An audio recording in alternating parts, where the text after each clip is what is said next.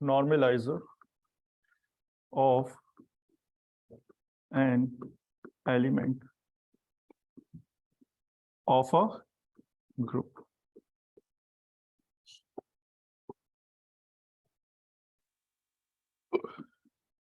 Let G be a group. किसका find कर रहे हैं नॉर्मलाइजर? ग्रुप का नहीं, एलिमेंट का. Let G be a group and क्या मानना पड़ेगा हमें? And an element A belongs to G. Then लिखो, then normaliser let G be a group and A belongs to G. अगर एक एलिमेंट का नॉर्मलाइजर लिखना है तो एक एलिमेंट मानना पड़ेगा और एक ग्रुप मानना पड़ेगा. लिख लिया हमने. Then normaliser of A is defined as, then normalizer of A is defined as लिखा n A equal to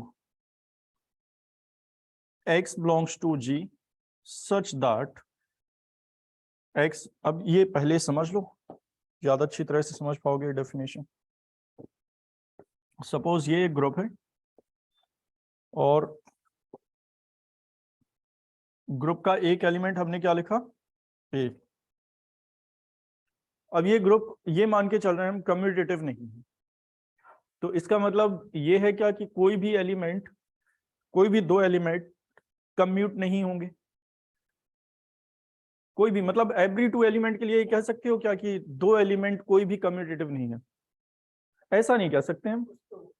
कुछ कम्यूटेटिव भी हो सकते हैं, कुछ नहीं भी हो सकते हैं. तब भी इसको कम्यूटेटिव कहेंगे क्या? नहीं कहेंगे. समझ गए? मतलब हमें ये प्रूव करना पड़ता है for every A, B belongs to G, A dot B equal to B dot A for every. ठीक है. Suppose A1 B1 equal to B1 A1 है, A2 B2 equal to B2 A2 है, A3 B3 भी, लेकिन कोई एक A4 B4 B4 A4 नहीं है, तब भी हम इसको क्या बोलेंगे? Not commutative. ये समझ में आता है? तो ऐसा हो सकता है कि यहां पर अगर कुछ एलिमेंट है X Y Z, तो हो सकता है A X से क्या हो? A X कम्यूटेटिव हो, A Y कम्यूटेटिव हो, A Z कम्यूटेटिव ना हो. पॉसिबल है ऐसा? तो सपोज ये लिखा है X1 X2 X3 Xn और A X1 के साथ कम्यूटेटिव है, X3 के साथ कम्यूटेटिव है और सपोज Xn-1 के लिए भी कम्यूटेटिव है. ठीक है. तो वो सारे एलिमेंट X1 और X3 और Xn-1, X1 X3 Xn-1. बीच में डॉट क्यों नहीं लगा रहे? हम केवल ये लिख रहे हैं कि तीन कम्यूटेटिव. ये है नॉर्मलाइजर ऑफ A. A के साथ जो एलिमेंट कम्यूटेटिव हैं उन एलिमेंट्स का सेट. ठीक है. तो पढ़ कैसे सकते हैं? Set of all the element of G. All the element क्यों पढ़ते हैं? बाद में हम कंडीशन लिख देंगे. Set of all the element of G which are commutative with A is called normalizer. इसी को हम किस में लिख रहे हैं? बिल्डर फॉर्म में. क्या बताओ? Such that X dot A equal to A dot X. ये क्लियर हो गया? ये केवल एक एलिमेंट के लिए लिखा है हमने. सपोज एक एलिमेंट और है B, तो B का नॉर्मलाइजर कुछ और होगा. नहीं, B का नॉर्मलाइजर कुछ और होगा.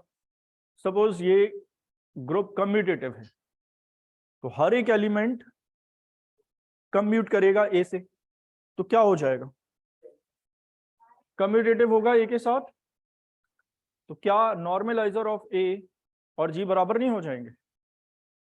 मतलब अगर ये लिखा हो कि G अबेलियन है, तो A का जो नॉर्मलाइजर है उसमें वो एलिमेंट आएंगे जो G के वो सारे एलिमेंट आएंगे जो A के साथ कम्यूटेटिव हों.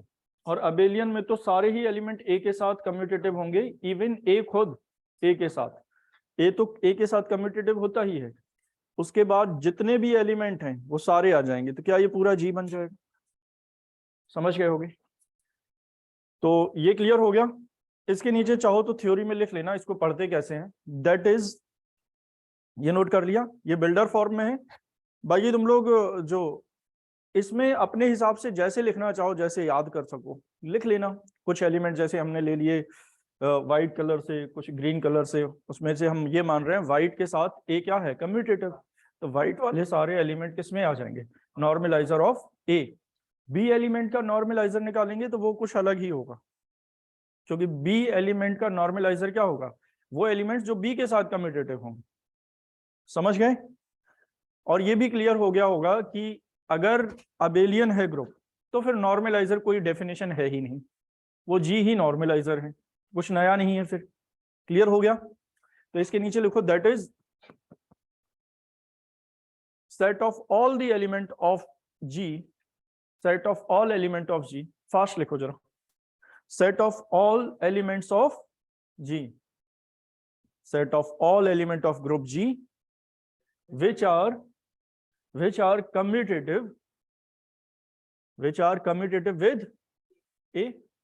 हो गया?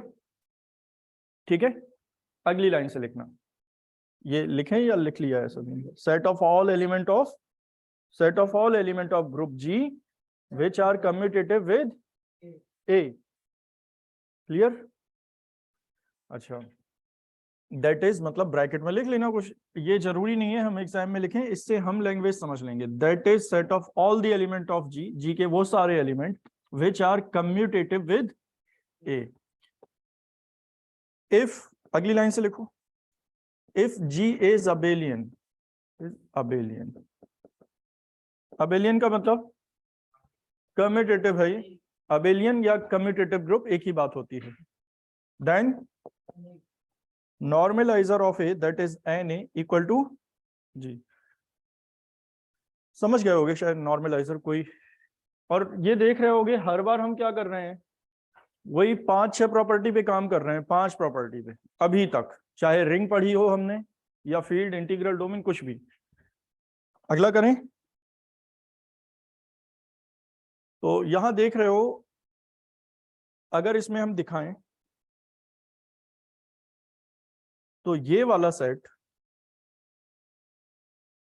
ये क्या है, नॉर्मलाइजर ऑफ ए, लेकिन बी का नॉर्मलाइजर निकालेंगे तो फिर वो अलग ही आएगा कुछ। समझ रहे हो? ये किसका सबसेट है, जी का, ये सब ग्रुप भी हो सकता है या नहीं? पहला क्या, ये नॉन एम्प्टी होना चाहिए और necessary and sufficient condition satisfy करनी चाहिए। तो लिखो अगली theorem, prove that normalizer of an element of a group, normalizer of an element of a group, prove that normalizer of an element of a group, normalizer of an element of a group capital G is a subgroup of G, is a subgroup of G। लिख लिया? तो हमें prove करना है कि normaliser क्या है, सब ग्रुप है जी का। नॉर्मलाइजर की डेफिनेशन पता होनी चाहिए हमें, क्या है?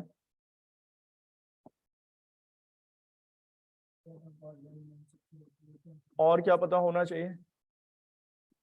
और हमें सब ग्रुप पता होना चाहिए, और सब ग्रुप की नेसेसरी एंड सफिशिएंट कंडीशन पता होना चाहिए। तो सपोज ये हमने ग्रुप बना लिया एक, और इस ग्रुप में क्या है, नॉर्मलाइजर कुछ भी मान सकते हो, ये क्या है, एन ए, नहीं सब ग्रुप नहीं है, एन ए है। पहले इसको नॉन एम्प्टी प्रूव करेंगे, एन ए का मतलब एक सबसेट, पहले एक सबसेट होना चाहिए नॉन एम्प्टी, और फिर क्या प्रूव करेंगे। तो सपोज ए एलिमेंट है, अब ए कहीं भी हो सकता है, ये तो रफली ड्रॉ करते हैं, ए एलिमेंट जी का है तो हम नॉर्मलाइजर ऑफ ए फाइंड कर रहे हैं, चाहो तो बी का कर लो या सी का, कोई एक प्रूफ करेंगे हम। तो नॉर्मलाइजर के लिए पहले हमें ग्रुप जी मानना पड़ेगा और एक एलिमेंट जी में, फिर उसकी डेफिनेशन लिख लेते हैं क्योंकि जरूरत पड़ेगी उसके एलिमेंट्स की, फिर बाद में देखेंगे क्या प्रूफ करना है। तो बताओ पहली लाइन में क्या लिखोगे, let G B a group and A belongs to G, then by definition of normaliser of A, definition लिख ली हमने, लिखो let G B a group. ये सारी थ्योरी अपने आप लिख सकते हो ना आप लोग, कई दिनों से लिख रहे हैं इस तरह की ही theory. Let capital G B a group and A belongs to G, then normaliser of A, normalizer of A is defined as, then normalizer of A is defined as, क्या लिख रहे हो, n A equal to x belongs to G, मतलब G के वो element जो x के साथ क्या हो कम्यूटेटिव। ये भी क्लियर होना चाहिए, G के वो सारे एलिमेंट जो A के साथ कम्यूटेटिव हों। पहला पार्ट अब ये है, सब ग्रुप कैसे प्रूव करते हैं। सपोज हमें इस सर्कल को सब ग्रुप प्रूव करना है, तो पहले इसको प्रूव करो नॉन एम्प्टी, ठीक है। सपोज हमने ये कर लिया, तो फिर हमें एक कंडीशन प्रूव करनी पड़ेगी, क्या, इस सर्कल में दो एलिमेंट लेंगे, एक्स वाई या ए बी जो भी लिखना चाहो, क्योंकि ए का हम नॉर्मलाइजर लिख रहे हैं और जी के एलिमेंट तो एक्स वाई लिख लेते हैं। वैसे फर्क क्या पड़ता है इससे, ए क्योंकि लिख चुके हैं तो ए मत लिखना। अब कुछ लोगों को लगेगा एक्स भी तो लिख चुके हैं, एक्स कहीं नहीं लिखा है, वो ये लिखा है जी के वो एलिमेंट, नॉर्मलाइजर तो ए का लिख रहे हैं ना हम, यहाँ क्या लिखा है, set of all the element of G which are commutative with A. तो एक्स कॉमा वाई लिख सकते हो या x1 x2 जो भी लिखना चाहो तुम लोग, belongs to this circle. Proof क्या करेंगे, X Y inverse belongs to this circle, यही प्रूफ करते हैं। पहले नॉन एम्प्टी प्रूफ करो, बताओ कैसे। नॉन एम्प्टी का तो हर बार तरीका पढ़ा है हमने। हाँ तो कम से कम ई तो है ही और ए भी रहेगा क्योंकि ए के साथ कम्यूटेटिव है, हाँ या नहीं। लेकिन नहीं, ए इसलिए नहीं लिख सकते हो, ये भी समझो, एक मिनट समझ लो क्यों। सपोज इसमें है एक्स वाई जेड, सपोज ये तीन एलिमेंट हैं, तो ए एक्स के साथ भी कम्यूटेटिव होना चाहिए, वाई के साथ भी, जेड के साथ। नॉर्मलाइजर ये है, किसी भी एलिमेंट का नॉर्मलाइजर वो सेट है जिस सेट में वो एलिमेंट आएंगे जी के जो ए के साथ क्या कम्यूटेटिव हो। तो ए के साथ ए खुद तो कम्यूटेटिव है, लेकिन ये नहीं कह सकते हैं ए एक्स के साथ भी है, वाई के साथ भी है और जेड के साथ भी है। समझो, फिर से देखो, हम ये लिखेंगे, अच्छा हाँ यहाँ पर ए के साथ कम्यूटेटिव हो जाएगा, सारे लिखने की जरूरत नहीं है। वो देखो क्या लिखा है, X belongs to G such that, तो ये वाला एलिमेंट कहां पर आएगा, सेट में, क्योंकि ये एलिमेंट ए के साथ कम्यूटेटिव है। सारे नहीं देखते हैं, वो सेंटर ऑफ ग्रुप में देखते हैं। तो क्या, अब शॉर्ट में ये समझो, ए के साथ जो भी कम्यूटेटिव होगा वो किस में आ जाएगा, एन ए में आ जाएगा, क्योंकि ए खुद के साथ कम्यूटेटिव होता है, A dot A equal to A dot ए, तो ए इसमें आ जाएगा। क्लियर। और ई सबके साथ कम्यूटेटिव होता है, तो वो भी तो हम हर बार ई से करते थे, तो इस बार भी ई से लिख लेते हैं। ई क्या है यहाँ पर, लिखेंगे let E is identity of group G, then वो सब लिखना चाहो तुम लोग लिख लेना, वी हैव टू, इसके ऊपर लिख लेना, we have to prove that, हाँ टू प्रूव, जरूरी नहीं है लिखें हम, एन ए इज अ सब ग्रुप ऑफ जी। अब ऐसा जरूरी नहीं है जो सब हम लिख रहे हैं तो सब कुछ लिखो, ये तो लिखने का तरीका बताया। पहले हम वो लिख लेते हैं जो हमें दिया गया है, जिसके बारे में हमें बात करनी है, फिर हम ये लिख लेते हैं क्या प्रूव करना है, ठीक है। फिर जो हमें गिवन है उससे क्या आउटपुट निकल रहा है ये देखते हैं, और कैसे प्रूव करते हैं ये देखते हैं। तो let E is identity, then बताओ ई ए इक्वल टू क्या आएगा ए ई। तो इससे क्या दिखाई दे रहा है, ए के साथ जो भी कम्यूटेटिव होगा वो किस में आ जाएगा, एन ए में। क्या ई ए के साथ कम्यूटेटिव है, therefore at least E belongs to Na। क्या लिख लेंगे पहले की तरह, इट इज क्लियर। क्या क्लियर हो गया, that Na is a non-empty subset of G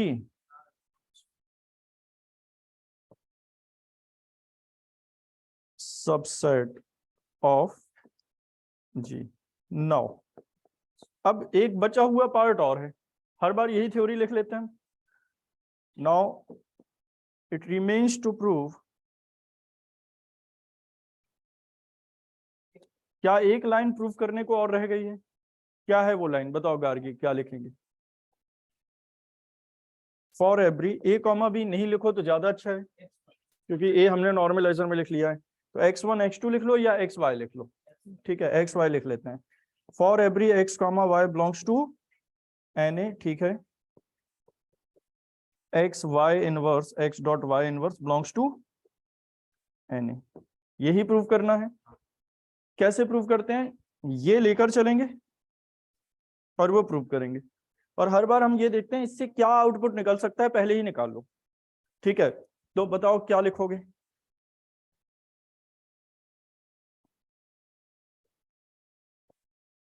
इसको हटा देता। हाँ बोलो क्या कह रहे हो, क्या मान के चलोगे, ये वाला पार्ट मानेंगे और वो प्रूफ करेंगे, यही होता है प्रूफ करने का तरीका। x comma Y belongs to Na। अब इससे क्या आउटपुट निकाल रहे हो, क्या मिल सकता है इससे, डेफिनेशन यूज करेंगे, इसीलिए तो डेफिनेशन लिख लेते हैं हम। अगर x Na में है तो डेफिनेटली एक लाइन पता है हमें, x इक्वल टू, देखो x बिलोंग्स टू Na है ना, तो इसका मतलब क्या हो गया, x से इक्वल टू ax। वैसे ये लिखने की जरूरत नहीं है, सीधे ये लिख सकते हो, ऊपर लिख चुके हैं, क्योंकि स्टेप बाय स्टेप लिख लेते हैं। y बिलोंग्स टू Na है, इसका मतलब क्या है, y dot A equal to A dot Y, ये भी सही है। हमें प्रूव क्या करना है, देखो इन थ्योरम्स में बार बार हम फंस जाते हैं, केवल एक बात का ध्यान रखो, डेफिनेशन क्या है। जैसे कर्नेल किया था हमने, अगर ये n की जगह k होता कर्नेल, तो क्या था, एक्स वाई बिलोंग्स टू के लिखा था, और उससे आउटपुट क्या निकला था कि इनकी इमेजेस ई डैश बन जाएंगे। फिर हमें प्रूव करना था एक्स वाई इनवर्स किस में होगा, के में। हाँ तो इसका मतलब इसकी इमेज ई डैश प्रूव कर दो, तो ये के में आ जाएगा, यही होता है ना। अभी फिर वही जो हम यहाँ लिख रहे हैं, यही चीज एक्स वाई इनवर्स के लिए प्रूव करनी होती है। हमें ये पता है एक्स Na में है, मतलब एक्स ए के साथ कम्यूटेटिव होगा। अब अगर हमें प्रूव करना है एक्स वाई इनवर्स, या चलो ये ट्राइंगल प्रूव करना है Na में, क्या प्रूव करोगे, हम प्रूव करेंगे ट्राइंगल ए के साथ कम्यूटेटिव है। अगर हम ये प्रूव कर दें delta dot A equal to A dot delta, तो प्रूव हो जाएगा डेल्टा किसमें है, Na में। यही तो डेफिनेशन यूज कर रहे हैं हम।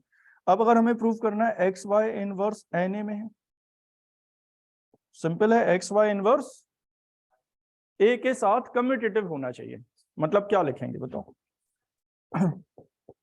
ए इक्वल टू, और ये ध्यान रखो कि एक्स वाई इनवर्स एक यूनिट है, तो ब्रैकेट इसके साथ आएगा, ऐसा ही होगा या नहीं। तो पहले वाई इनवर्स पता करना पड़ेगा। हाँ पहले वाई इनवर्स जब आएगा तब जाके एक्स वाई इनवर्स की बात कर पाएंगे हम।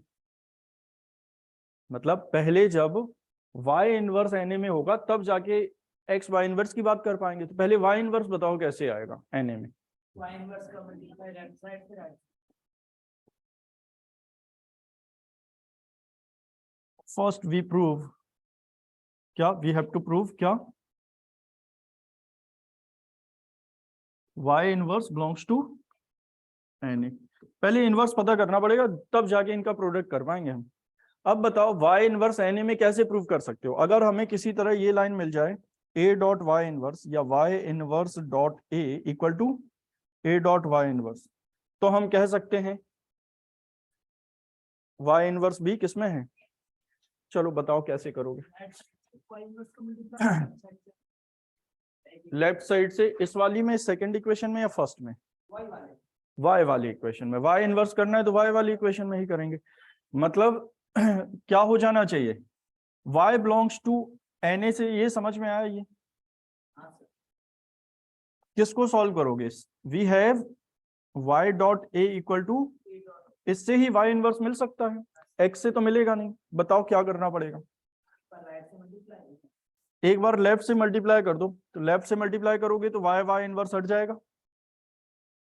तो एक बार लेफ्ट से मल्टीप्लाई कर दो, एक बार राइट से। देख भी पा रहे होगे शायद, यहाँ y इनवर्स आएगा तो ये हट जाएगा, और यहाँ y इनवर्स आएगा तो ये हट जाएगा। लेकिन अगर यहाँ लेफ्ट साइड में y इनवर्स लिखना है तो दोनों तरफ मल्टीप्लाई करना पड़ेगा। ऐसा नहीं कर सकते ना कि एक तरफ लेफ्ट में एक तरफ राइट में। तो हम स्टेप बाय स्टेप कर देते हैं, वैसे चाहो तो एक ही बार में कर सकते हो। क्या बताओ? y डॉट ए, और ये क्या है? a dot y। बताओ y इनवर्स का लेफ्ट में मल्टीप्लाई करोगे क्या? लेफ्ट में करेंगे तो यहां भी करना पड़ेगा, हाँ या नहीं? y इनवर्स का राइट में करोगे, राइट में करोगे या नहीं? तभी तो a y इनवर्स आएगा, a y इनवर्स तो यहां भी करना पड़ेगा। चाहो तो एक एक स्टेप करके कर लेना। अब बताओ एसोसिएटिव क्यों लगा सकते हैं? क्योंकि a y y इनवर्स तीनों g के एलिमेंट हैं। na की बात ही नहीं करनी है अभी तो हमें। लिखना पड़ेगा क्या नहीं, लिखने की जरूरत नहीं है, लिख लोगे तो ज्यादा अच्छा है। बस ये तुम लोग देखो कि कितना टाइम बच रहा है तुम लोग के पास, और टाइम तो बहुत बचेगा, छोटा सा पेपर होता है। तो ज्यादा अच्छा ये है। इसके बाद क्या लिख दोगे? हर बार स्टार्टिंग में तो हर बार लिखकर बताया है, तो अब आदत हो जानी चाहिए लिखने की। y इनवर्स y, और क्या लिखोगे? a y inverse equal to y inverse a, और क्या लिखोगे? डॉट लगा लेना हर जगह, या कहीं मत लगाना डॉट, या हर जगह लगाना y इनवर्स। ये e बन जाएगा। क्या लिखोगे ब्रैकेट में बताओ? By associative property. चलो अब बताओ, ये e बन जाएगा, e a y इनवर्स। यहां बताओ y inverse dot a dot e, किस प्रॉपर्टी से? ये इनवर्स है, इसको आइडेंटिटी समझ लेते हैं कुछ लोग। दो एलिमेंट का प्रोडक्ट आइडेंटिटी लिखा है, ये इनवर्स प्रॉपर्टी होती है। अब आइडेंटिटी है, ये किसका एलिमेंट? जी का एलिमेंट है। जी के तो ये सारे हैं, a y x Y inverse, a dot Y inverse.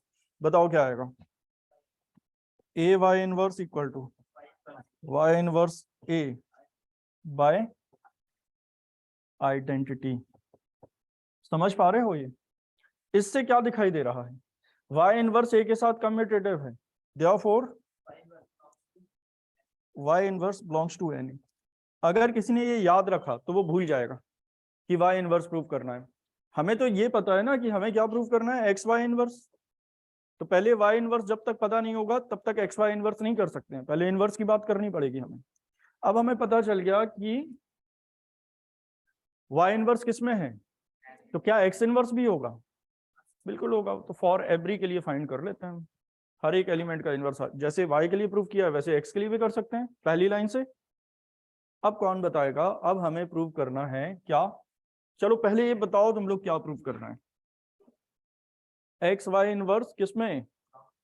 N A. वो कैसे होगा? एक्स वाई इनवर्स अगर किसके साथ? ए के साथ क्या हो जाए? कम्यूटेटिव, तो A dot X Y inverse. अगर ये प्रूव कर दें तो एक्स वाई इनवर्स किसमें आ जाएगा? Belongs to N A. बताओ अब कैसे करें? बहुत मुश्किल कुछ भी नहीं है अब।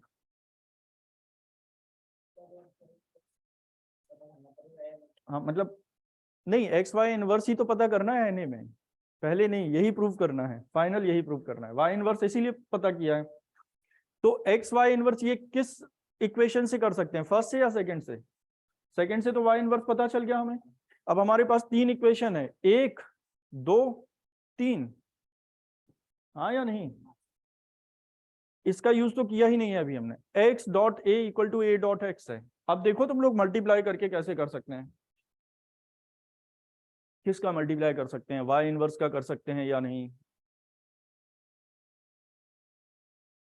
X A dot x dot A equal to A dot X है, एक्स का मल्टीप्लाई इसमें लेफ्ट साइड से एक्स का मल्टीप्लाई कर दिया।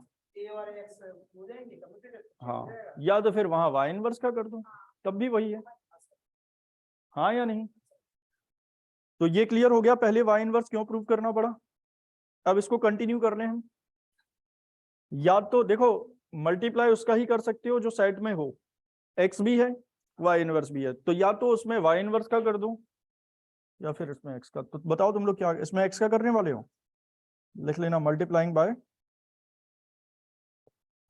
नहीं अब इसमें वाई इनवर्स का नहीं, उसमें करोगे तो वाई इनवर्स का करेंगे। Multiplying by x from left side और राइट साइड, ध्यान से देखो, राइट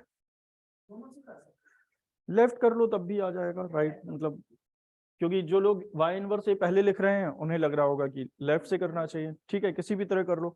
तो बताओ हमने क्या कर लिया, X A dot Y inverse equal to x Y inverse dot A. ठीक है, एक्स वाई इनवर्स पहले लिखना है, वो लाइन देख रहे हो जो प्रूव करनी है। तो इसमें ये तो साफ देख पा रहे होगे कि यहां पर ये तो आ जाएगा X Y inverse dot A, किस प्रॉपर्टी से, एसोसिएटिव किस में, एन ए में या जी में? जी में। एन ए तो अभी सब ग्रुप है ही नहीं, जी के एलिमेंट है ना तीनों, एक्स भी वाई इनवर्स भी ए भी। चलो यहां बताओ, यहां भी एसोसिएटिव एक्स डॉट ए, बताओ डॉट वाई इनवर्स, पहले ये करना पड़ेगा तब जाके। अब बताओ क्या एक्स डॉट ए को ए डॉट एक्स अगर हम लिख दें तो हो जाएगा काम? कैसे लिख सकते हैं एक्स डॉट ए को? क्यों है कम्यूटेटिव? क्योंकि X belongs to N A, ये लिखा तो है। चाहो तो फ्रॉम इक्वेशन फर्स्ट इसको इक्वेशन 1 लिख लेना, वरना इसके बाद समझ ही नहीं है अपनी ही कॉपी में कि ये कहां से आ गया। X dot A equal to क्या है, ए डॉट एक्स। क्या ग्रुप कम्यूटेटिव था? ग्रुप नहीं है कम्यूटेटिव, फिर भी हम क्यों लिख रहे हैं X dot A equal to A dot X? क्योंकि ए के साथ एक्स कम्यूटेटिव है, क्योंकि ए का नॉर्मलाइजर एन ए है और एन ए में एक्स है, तो डेफिनेशन से लिख रहे हैं।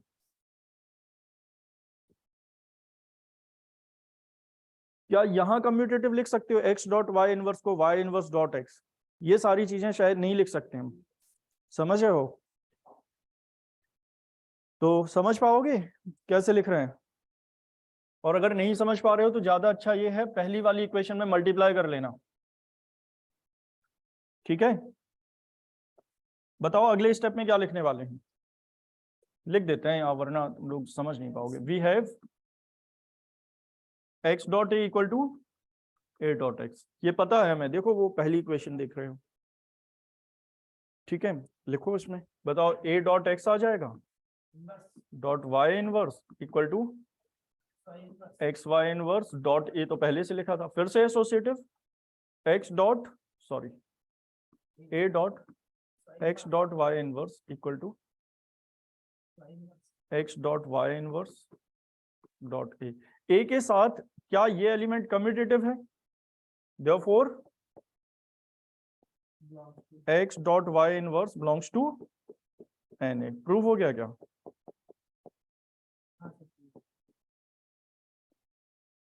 ये समझ पाते हो कब थ्योरम प्रूव हो गई? दो चीजें प्रूव करनी थी हमें।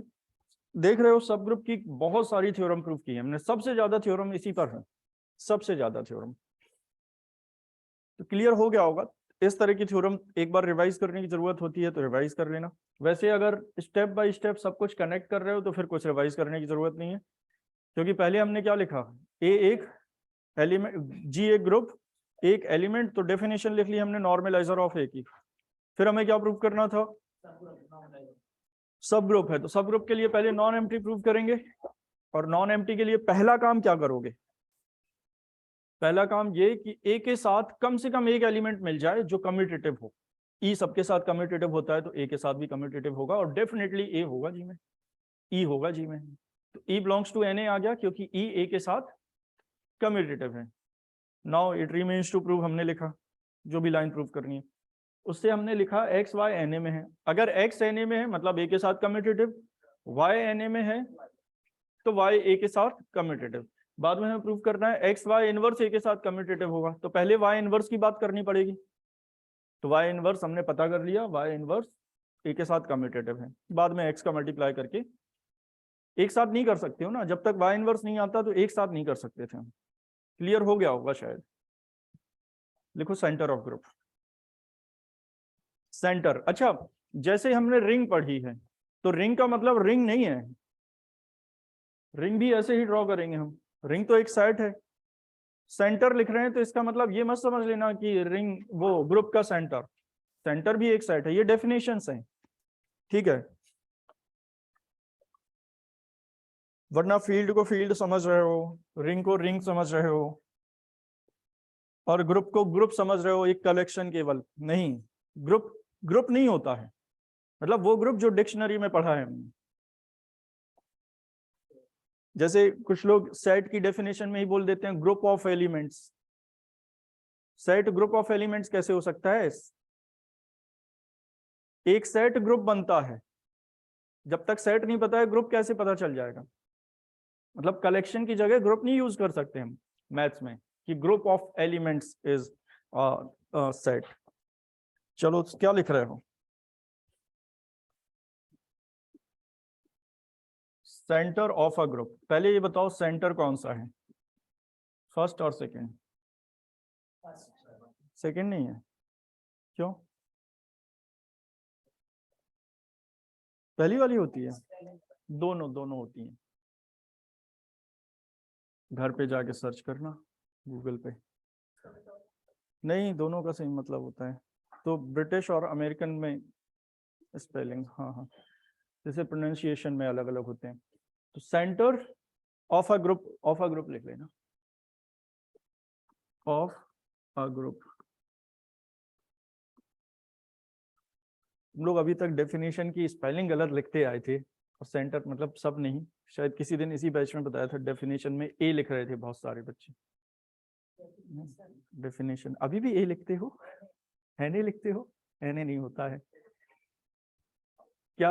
ये क्लास में बताया था ये डेफिनेशन, अभी तुम लोगों ने लिखा होगा बाय डेफिनेशन ऑफ नॉर्मलाइजर, तो कौन सा लिखा डेफिनेशन? ये होता है। तो ये छोटी छोटी गलतियां हो जाती हैं हमसे, और बता दिया है फिर भी नहीं, आई ही होता है ना। ज्यादातर लोगों को तो पता था, लेकिन जिन्हें नहीं पता है जो अभी तक, वो आई कर लेना। सेंटर ऑफ अ ग्रुप देखो, नॉर्मलाइजर अच्छी तरह आ गया, क्योंकि इसमें अब थोड़ा कंफ्यूजन होगा। देखो किस तरह से, अगर हम ये लिखें सेंटर ऑफ ग्रुप को वैसे z से रिप्रेजेंट करते हैं, z से इंटीजर्स को भी रिप्रेजेंट करते हैं, तो इतना अंडरस्टूड होना चाहिए कि किसकी बात कर रहे हैं। z belongs to G such that z dot x equal to x dot z for every x belongs to G। ये डेफिनेशन है, बताओ डिफरेंस क्या है? नॉर्मलाइजर की तरह लग रहा है, लेकिन ये अलग है। नॉर्मलाइजर भी एक सेट है, किसका? किसके लिए डिफाइन किया जाता है? एक एलिमेंट के लिए। सेंटर ऑफ ग्रुप किसके लिए डिफाइन किया जा रहा है? ग्रुप के लिए। एक ग्रुप के लिए एक ही सेंटर ऑफ ग्रुप आएगा, लेकिन नॉर्मलाइजर बहुत सारे आएंगे, क्योंकि वो एलिमेंट का होता है। ए एलिमेंट का एन ए, बी एलिमेंट का एन बी, सी एलिमेंट का एन सी। चलो जल्दी बताओ। एक ऐसा एलिमेंट या ऐसे element, some elements in G, some elements लिख सकते हो ना, at least one element in G. हाँ, ये पहले क्या था कि एक एलिमेंट के साथ जो कम्यूटेटिव होते हैं, ए के साथ जो कम्यूटेटिव हैं, उन एलिमेंट का सेट नॉर्मलाइजर था, लेकिन वो एलिमेंट जो सबके साथ कम्यूटेटिव हो।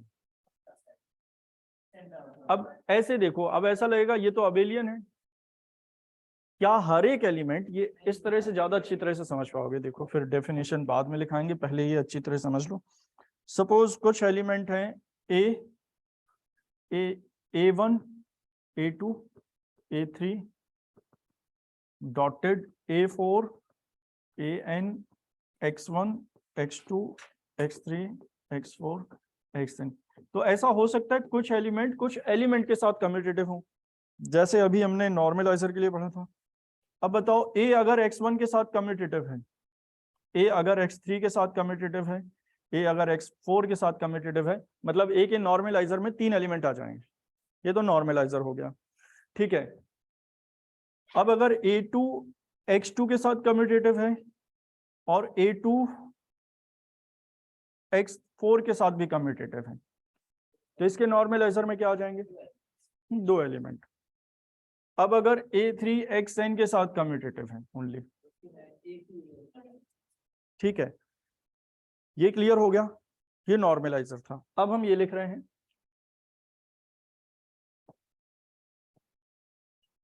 चलो इसके आगे ही वैसे लिख सकते हैं। चलो ऐसे देख लो, A1 सबके साथ कम्यूटेटिव है, A2 कुछ एलिमेंट के साथ कम्यूटेटिव है। कुछ एलिमेंट के साथ कम्यूटेटिव जो हम बोल रहे हैं, A2 commutative with some element, तो वो सम एलिमेंट किस में आ जाएंगे? Normaliser of A, normaliser of A2, समझ है? तो ये कुछ एलिमेंट के साथ कम्यूटेटिव है, ये सबके साथ कम्यूटेटिव है, ये सबके साथ कम्यूटेटिव नहीं है, ये सबके साथ कम्यूटेटिव है, ये भी सबके साथ कम्यूटेटिव है। तो सेंटर ऑफ ग्रुप में बताओ X1 X2 आएंगे या A1 A2? हाँ, वो सारे एलिमेंट, वो एलिमेंट्स G के जो G के सारे एलिमेंट के साथ कम्यूटेटिव हों। ऐसा हो सकता है कुछ एलिमेंट हों जो सभी के साथ कम्यूटेटिव हैं, कुछ एलिमेंट के साथ कम्यूटेटिव हैं, और कुछ एलिमेंट किसी के साथ भी कम्यूटेटिव नहीं है। हो सकता है, पॉसिबल है इसमें, जब तक ये G अबेलियन नहीं है। अबेलियन होगा तो फिर तो सबके साथ कम्यूटेटिव हो जाएंगे, और ऐसे में Z सीधे क्या बन जाएगा? G और G Na और NB, Na equal to NB equal to NC, फिर तो सारे बराबर हो जाएंगे ना, तो यहाँ कम्यूटेटिव नहीं है। तो ये क्लियर हो गया होगा। यहाँ पर ये for every X belongs to G जुड़ गया। पहले क्या था? Only A belongs to G।